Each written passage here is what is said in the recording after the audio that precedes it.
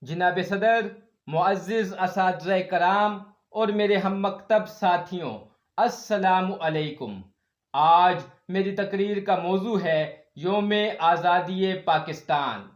قوموں کی زندگی میں ایسے دن بھی آتے ہیں جو تاریخ میں ہمیشہ یاد رکھے جاتے ہیں۔ آج ہم جشن آزادی منا رہے ہیں، ہمارے دل خوشیوں سے لبریز ہیں، ہمارے سینے مسرتوں سے معمور ہیں اور ہماری آنکھیں نشاط سے سرشار ہیں۔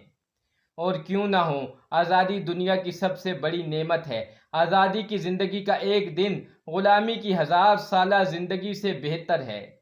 ہزاروں پھول سے چہرے جلس کے خاک ہوئے، بھری بہار میں اس طرح اپنا باغ جلا۔ ملی نہیں ہے ہمیں ارض پاک تحفے میں، جو لاکھوں دیپ بجھے تو یہ چراغ جلا۔ 14 اگست 1947 کو پاکستان معرض وجود میں آیا۔ وہ مہینہ رمضان کا اور رات لیلۃ القدر کی تھی جب مسلمانوں کو یہ خوشخبری نصیب ہوئی۔ ہمارے عظیم رہنماؤں اور ہمارے بزرگوں نے الگ وطن کے حصول کے لیے بہت جدوجہد کی، بے شمار قربانیاں دیں جسے ہم کبھی بھلا نہیں سکتے۔ ہماری آزادی کا ایک ایک باب خون سے رنگین ہے، کیونکہ آزادی خون مانگتی ہے۔ ہمارے شہداء نے اپنے لہو سے اس وطن کی بنیاد رکھی۔ یہ ملک ہم نے اسلام کے نام پر قائم کیا۔ اللہ تعالیٰ اسے ہمیشہ قائم و دائم رکھے، آمین۔